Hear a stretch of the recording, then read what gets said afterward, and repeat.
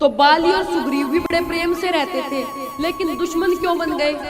एक बार की बात है, मायावी नाम का एक दानव भैंसे का रूप धारण करके आ गया और बाली को युद्ध के लिए ललकारा।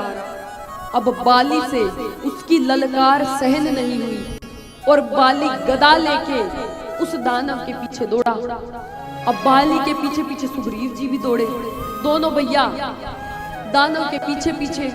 अब दानव एक गुफा में प्रवेश कर गया। बाली ने कहा, सुग्रीव तुम 15 दिन तक गुफा के बाहर खड़े रहो, मेरी प्रतीक्षा करना, मैं इसको मार के बाहर आता हूँ।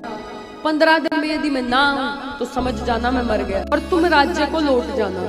अब ऐसा ही हुआ। सुग्रीव जी 15 दिन तक खड़े रहे, लेकिन बाली लौट कर नहीं आया। और समय बीता और सुग्रीव जी 1 साल तक खड़े रहे। मास दिवस तहु रहा खरारी कि 1 साल तक खड़े रहे, लेकिन बाली लौट कर नहीं आया।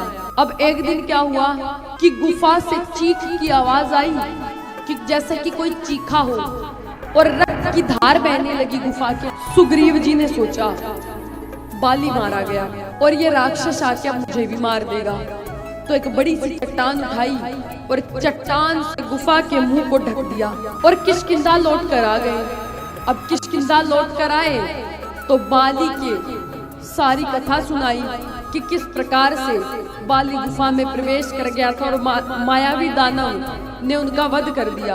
अब हुआ ये था कि बाली ने उस दानव का वध किया था, ना कि दानव ने बाली का वध किया था। अब बाली ने चट्टान को तोड़ा और राज्य में लौट कर आया तो देखता है सुग्रीव राजा बना हुआ है। बाली ने अपने मन में अनुमान किया कि ये जानबूझकर मुझे रोक के आया था ताकि ये राजा बन जाए।